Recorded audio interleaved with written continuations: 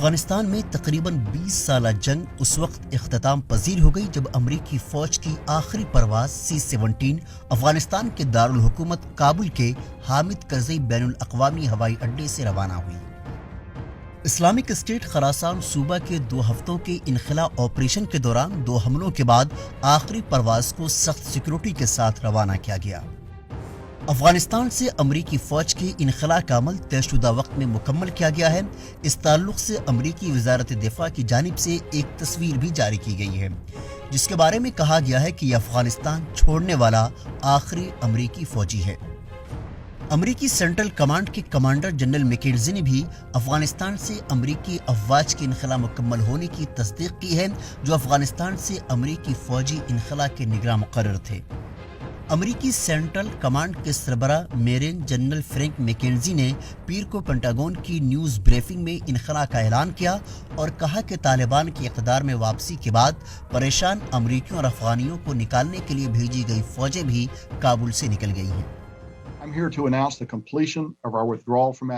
میں یہاں امریکی شہریوں کو نکالنے کے لیے فوجی مشن کے اختتام پر افغانستان سے اپنی واپسی کی تکمیل کا اعلان کرنے آیا ہوں۔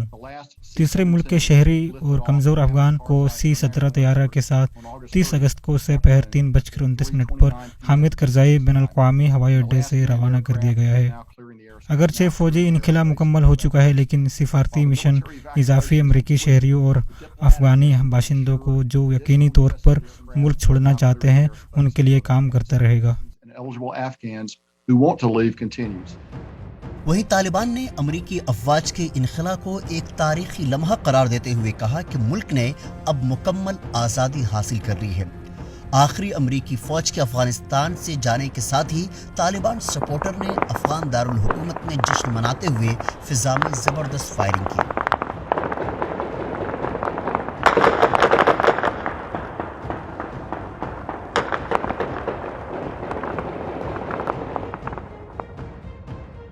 امریکی صدر جو بائیڈن نے بھی افغانستان سے خطرناک انخلاء کے لیے اپنے کمانڈروں کا شکریہ ادا کرتے ہوئے کہا کہ اب افغانستان میں ہماری 20 سالہ فوجی موجودگی ختم ہو چکی ہے۔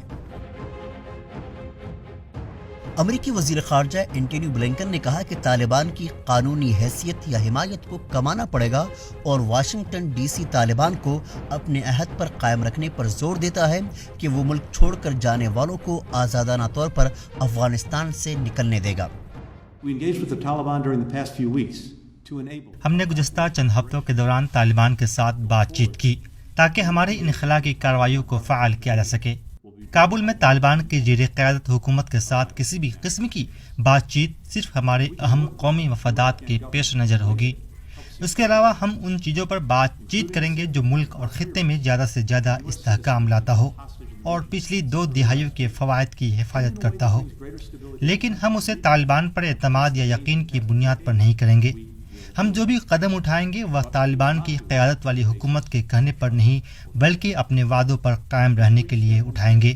طالبان بین الاقوامی قانونی حیثیت اور حمایت حاصل کرنا چاہتے ہیں، اس لیے ہمارا پیغام ہے کہ کسی بھی قانونی حیثیت اور حمایت کو حاصل کرنا پڑے گا۔ Our message is any legitimacy and any support will have to be earned. Afghanistan سے امریکی فوجیوں کے انخلاء کے بعد امریکہ نے اب اپنا افغان سیاسی سفارتی مشن قطر منتقل کر دیا ہے، جس نے امریکہ اور طالبان کے درمیان مذاکرات کی میزبانی کی ہے۔ انخلاء کے آپریشن کی نگرانی کرنے والے جنرل میکنزی کے مطابق افغانستان سے 1,23,000 عام شہریوں کو نکالا گیا ہے، لیکن طالبان کے کابل پر کنٹرول سنبھالنے سے ایک دن قبل یعنی 14 اگست سے اب تک امریکہ نے کابل سے 79,000 لوگوں کو نکالا ہے، جن میں 6,000 امریکی شہری بھی شامل ہیں۔ 14 اگست کے بعد سے 18 دن کی مدت کے دوران امریکی فوجی طیاروں نے حامد کرزئی بین الاقوامی ہوائی اڈے سے 79,000 سے زائد شہریوں کو نکالا ہے، جن میں 6,000 امریکی اور 73,500 سے زائد تیسرے ملک کے شہری اور افغان شہری ہیں۔ مجموعی طور پر امریکی اور اتحادی طیاروں نے مل کر 1,23,000 سے زائد شہریوں کو نکالا۔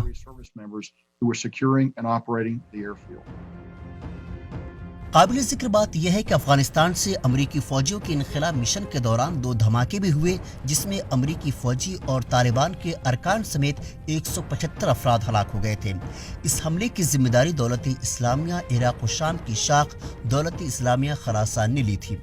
اس کے بعد اس حملے کے جواب میں امریکہ نے IS خراسان کے ٹھکانوں پر ڈرون حملہ کر کے ان کے 2 اعلیٰ کمانڈروں کو ہلاک کرنے کا دعویٰ بھی کیا۔ وہیں انخلا مشن کی تکمیل سے 2 روز قبل امریکی فوج نے اسلامی اسٹیٹ خراسان کو نشانہ بنا کر ایک مکان میں ڈرون حملہ کیا جس میں ایک ہی کنبے کے 6 بچوں سمیت 10 افراد ہلاک ہو گئے۔ طالبان نے اس امریکی فضائی حملے کی مذمت کرتے ہوئے کہا کہ دوسرے ممالک میں جارحانہ حملہ کرنا غیر قانونی ہے۔ اگر کوئی ممکنہ خطرہ تھا تو ہمیں مطلع کیا جانا چاہیے تھا، نہ کہ اپنی مرضی سے حملہ کرنا تھا جس کے نتیجے میں متعدد شہریوں کی موت ہو گئی ہے۔ خیال رہے کہ امریکہ اور طالبان نے گزشتہ برس 29 فروری 2020 کو قطر کے دارالحکومت دوحہ میں مذاکرات کے کئی ادوار کے بعد امن معاہدے پر دستخط کیے تھے۔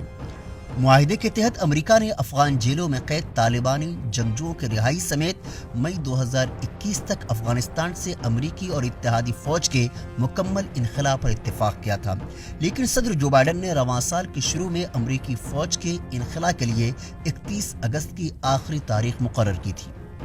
امریکی فوج کے انخلا سے قبل ہی طالبان نے برق رفتاری سے افغانستان کے متعدد صوبوں پر قبضہ کرنا شروع کر دیا اور 15 اگست کو ملک کے دارالحکومت کابل میں داخل ہونے کے ساتھ ہی صدر اشرف غنی ملک سے فرار ہو گئے تھے۔